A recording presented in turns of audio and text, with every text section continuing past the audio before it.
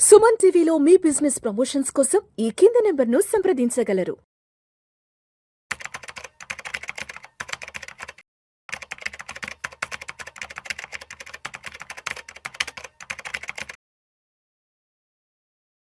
అనిల్ గారు నమస్తే సార్. అనిల్ గారు, ఇప్పుడు లాస్ట్ 2-3 నెలల వరకు కూడా మార్కెట్ నెగిటివ్గా ఎందుకు ఉంది అంటే అది అంటే అందరికీ తెలిసిన సమాధానం, అందరు చెప్పే సమాధానం ఏంటంటే మనకు గ్లోబల్గా కొన్ని అన్సర్టనిటీస్ ఉన్నాయి. ఇరాను, ఇరాక్ వార్లు, అమెరికా అది ఇది మాట్లాడుకున్నాం. తర్వాత క్రూడ్ ఆయిల్ ధరలు పెరిగాయంటూ కూడా కంప్లీట్గా వార్కి సంబంధించిన దాన్ని పెద్దదిగా చూపించాం. మార్కెట్లో అన్సర్టనిటీ ఉన్నాయని చెప్పి అంటే మొన్నటి వరకు ఏం మాట్లాడుకున్నాం అంటే మనకి లోకల్గా ఎటువంటి ఇష్యూస్ లేవు, మనం లోకల్గా చాలా స్ట్రాంగ్గా ఉన్నాం. బట్ బయట సిచ్యువేషన్స్ల వల్ల మన మార్కెట్లు కొంత ఇబ్బందులు పడుతున్నాయి అని చెప్పి మాట్లాడుకున్నాం. బట్ ఇప్పుడు చూస్తే లోకల్గా ఎల్నినో ప్రభావం కారణంగా కూడా మనం రాబోయే రోజుల్లో చాలా ఇబ్బంది పడే అవకాశం ఉందని కూడా అనలిస్టులు చెప్తున్నారు. అంటే మొన్నటి వరకు మార్కెట్లు గ్లోబల్ ఇష్యూస్తో పోరాడాయి, ఇప్పుడు లోకల్ ఇష్యూస్తో కూడా పోరాడే సమయం ఆసన్నమైందని చెప్తున్నారు. అంటే ఇప్పుడు మార్కెట్లు అటు గ్లోబల్గా పోరాడాలి, ఇటు లోకల్గా పోరాడాలి. కాబట్టి మరి ఇంతటి నెగిటివ్ సినారియోలో అసలు అంటే మనం స్టాక్స్ పరంగా చూసినా, సెక్టార్స్ పరంగా చూసినా లార్జ్ క్యాప్ ఎలా ఉన్నాయి, మిడ్ క్యాప్ ఎలా ఉన్నాయి, స్మాల్ క్యాప్ ఎలా ఉన్నాయి, ఏంటి అసలు ఏవేవి ఎలా పెర్ఫామ్ చేస్తున్నాయి, మన ఆడియన్స్కి ఎడ్యుకేటివ్ పర్పస్గా, ఇన్ఫర్మేటివ్ పర్పస్గా మాట్లాడగలరు. తప్పకుండా మీరు చెప్పిన నెగిటివిటీ అనేది ఉన్న సిచ్యువేషన్ ఆల్రెడీ ఉంది.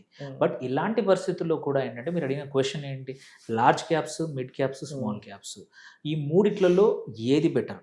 సో నేను ఒక చిన్న అనాలిసిస్ చేశాను. వీటి మూడిటి యొక్క హిస్టారిక్ వాల్యుయేషన్స్ అండ్ ఈ రీసెంట్ ఎర్నింగ్స్ కానీ చూసుకుంటే పిఈ ఎలా ఉంది, పీబీ ఎలా ఉంది అన్నీ చూసుకుందాం మనం.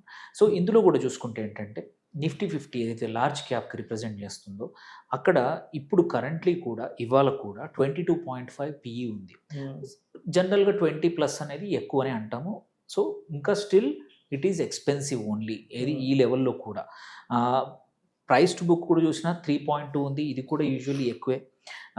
అండ్ పిఈజీ రేషియో చూస్తాం, పెగ్ రేషియో అది కూడా 1.8, ఇది కూడా ఎక్కువగానే ఉంది. అంటే ఏం చెప్తోంది, Nifty 50 are large caps are still expensive. ఏది మార్కెట్ 24,000 రేంజ్లో 24,200 దగ్గర నిఫ్టీ ఉన్నా కానీ it is still expensive based on its earnings చూసుకుంటే. But compare that to mid cap or small cap చూసుకుందాం. స్మాల్ క్యాప్ కన్నా ముందు మిడ్ క్యాప్ చూసుకుంటే 18.3 విచ్ ఈస్ చీప్, అంటే not very cheap but it is cheaper. Below 20 is always ఏమంటారు, PE ఒక index PE మనం cheaper అంటాం. సో ఈ కేసులో ఇప్పుడున్న పరిస్థితుల్లో కరెంట్లీ యాక్చువల్లీ ఇది చీపర్గా ఉంది. And even price to book చూసినా సరే 2.4 ఉంది, అండ్ పెగ్ చూసినా 1.2 ఉంది. ఈ మూడు కూడా మోర్ ఆర్ లెస్ రీజనబుల్ ఉన్నాయి. సో వాల్యుయేషన్ పరంగా నిఫ్టీ 50 ఆర్ లార్జ్ క్యాప్స్ కన్నా కూడా మిడ్ క్యాప్స్ బెటర్గా ఉన్నాయి. అదే స్మాల్ క్యాప్కి వద్దాం. స్మాల్ క్యాప్కి వస్తే ఇంకా బెటర్గా ఉంది, 16.8 పిఈ ఇది స్మాల్ క్యాప్ 50కి చూసుకుంటే.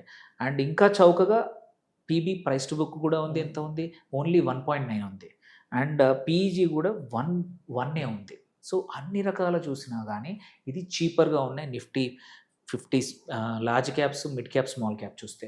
సో ఇది పోనీ లెట్సే దీ లెక్కన ఇది ఎందుకు ఈ అనాలిసిస్ నాకేం పనికి వస్తుంది అనే క్వశ్చన్ చాలా మటుకు వస్తుంది. ఏంటంటే హిస్టారిక్గా చూసుకుంటే ఏంటంటే ఎవ్రీ 2 to 3 ఇయర్స్కి there is a rotation, index rotation. మనం సెక్టర్ రొటేషన్ ఎట్లా మాట్లాడుకుంటామో రిటర్న్స్ వైజ్ చూసుకుంటే కొన్ని సంవత్సరాలు ఒక 1 or 2 ఇయర్స్ లార్జ్ క్యాప్స్ బాగా ఇస్తాయి, then mid cap and small caps perform చేశాయి. This one we have seen. ఎప్పుడైనా సరే హిస్టారిక్ డేటా ఏం చేస్తుందంటే హెల్ప్ చేస్తుంది మనకు నెక్స్ట్ ఎక్కడ పెట్టాలనేది. ఈ అనాలిసిస్ అంతా కూడా చూసుకొని మనం నెక్స్ట్ 1 or 2 ఇయర్స్ నాకు రిటర్న్స్ కావాలంటే ఎటువంటి మ్యూచువల్ ఫండ్స్ ఆర్ ఎటువంటి స్టాక్స్ వైపు పెట్టాలనేది చాలా ఇంపార్టెంట్. 2015-17లో చూసుకుంటే large cap was very good, మంచి పర్ఫార్మెన్స్ ఇచ్చింది.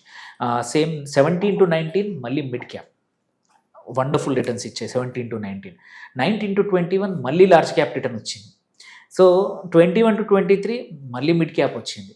సో ఇప్పుడు 23 నుంచి మన 25 వరకు లార్జ్ క్యాప్ బెటర్గా ఉండింది. Actually small and mid cap చూస్తే ఎక్కడికి వెళ్ళిపోయింది. బట్ ఇప్పటి నుంచి నెక్స్ట్ 1 or 2 ఇయర్స్ ఈజ్ మళ్ళీ సైక్లింగ్ చూస్తూ ఉంటే లార్జ్ మిడ్ ఇప్పుడు లాస్ట్ రీసెంట్ వరకు లాస్ట్ 20-25 వరకు లార్జ్ మంచిగా పర్ఫామ్ చేసి ఇక్కడి నుంచి నీకు నెక్స్ట్ 2-3 ఇయర్స్ రిటర్న్ కావాలంటే ఫోకస్ షుడ్ బి నీ పోర్ట్ఫోలియోలో హెవీ ఏది ఉండాలంటే మిడ్ అండ్ స్మాల్ క్యాప్ ఉండాలి, ఎందుకంటే దే ఆర్ చీపర్.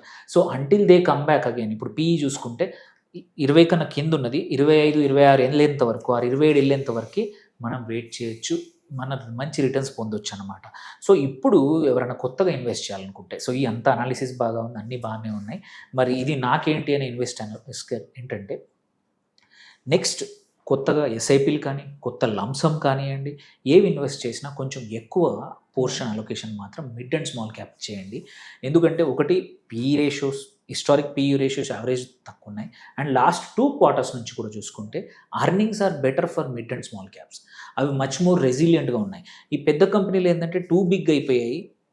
ఇప్పుడు మీరన్న ఎల్నినో పరిస్థితులకు కానీ ఇట్లాంటి పరిస్థితులు తట్టుకోవాలంటే పెద్ద కంపెనీ చేంజ్ కావాలి, దాని బిజినెస్ మోడల్ చేంజ్ కావాలి అంటే టైం పడుతుంది. వేరే small and mid caps are navigating better. మీరు చూస్తే స్మాల్ క్యాప్లో ఉన్న multiple sector companies, right from auto components నుంచి ఫార్మా నుంచి ప్రిసిషన్ ఇంజనీరింగ్ నుంచి ప్రతి సెక్టర్లో కూడా ఏంటంటే మార్కెట్ ఆపర్చునిటీస్ తగ్గట్టు ఇమ్మీడియట్గా వాళ్ళ బిజినెస్ మోడల్ని చేంజ్ చేసుకోగలుగుతున్నాయి. That is becoming difficult for large caps అనమాట. సో గోయింగ్ ఫార్వర్డ్ మనము మంచి రిటర్న్స్ పొందాలంటే నువ్వు కావాల్సింది ఏంటి, more exposure to mid caps. Mutual ఫండ్లో అయినా సరే, మ్యూచువల్ ఫండ్లో చాలా ఉన్నాయి mutual fund companies, HDFC mutual fund, quite a few mid caps ఉన్నాయి. ఇన్వెస్కో కానివ్వండి, కొత్తగా వచ్చిన మల్టిపుల్ మిడ్ క్యాప్ ఫండ్స్ కానివ్వండి, ఆర్ ఓల్డ్ అయిన Nippon India mid cap or growth fund కానివ్వండి, ఇవన్నీ కూడా చాలా బాగా పర్ఫామ్ చేస్తున్నాయి. వీటిల్లో మీరు లంసమ్ చేయాలనుకుంటే, మీకు స్టాక్స్ తెలియదు నాకు వద్దు అనుకుంటే, వీటిల్లో మ్యూచువల్ ఫండ్స్ మిడ్ క్యాప్స్ ఆ స్మాల్ క్యాప్లో కూడా చాలా బాగున్నాయి. ట్రస్ట్ కానివ్వండి, బంధన్ కానివ్వండి, హెచ్డిఎఫ్సి కానీ multiple small caps wonderful returns ఇస్తున్నాయి అన్నమాట. So currently for next 2 years నీకు వండర్ఫుల్ రిటర్న్స్ కావాలంటే మాత్రం లార్జ్ క్యాప్ కన్నా కూడా, అనదర్ రీజన్ ఏంటంటే లార్జ్ క్యాప్లో heavy participation HDFC bank, IT కంపెనీస్కి వీటికి ఉంది. అవి సరిగ్గా పనిచేయట్లేదు. ఇవాళ హెచ్డిఎఫ్సి ఒక్కరోజే 4% డౌన్ అయింది, రిజల్ట్స్ బాగలేవు. లాస్ట్ 3-4 quarters నుంచి అనుకున్న దానికన్నా వర్స్ట్ పర్ఫార్మెన్స్ ఇస్తూ ఉంది. Except 1 or 2 banks like Kotak కానీ ఐసిఐసిఐ 2 బ్యాంకులు మాత్రమే ప్రైవేట్ సెక్టర్లో బాగా ఉన్నాయి. సో గోయింగ్ ఫార్వర్డ్ ఇవన్నీ కూడా కీలక కాంపోనెంట్లు నిఫ్టీ 50లో. సో నా advise for sure next some time కావాలనుకుంటే మాత్రం మీకు రిజల్ట్స్ రావాలంటే లార్జ్ కొన్ని రోజులు పక్కన పెట్టండి, మిడ్ అండ్ స్మాల్ క్యాప్ పెట్టండి, ఈ రైడ్ చేయండి వీటితో పాటు. అండ్ మిడ్లో కానీ స్మాల్లో కానీ ఎక్కడ చూడండి అంటే sector leaders, that is very important.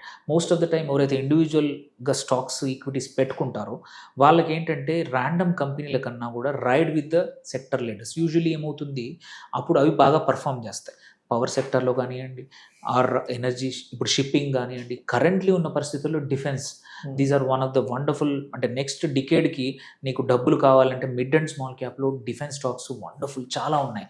Large cap వదిలేయండి, ఇవి తీసుకుంటే ఏంటంటే మీకు రిటర్న్స్ ఆర్ వెరీ హై.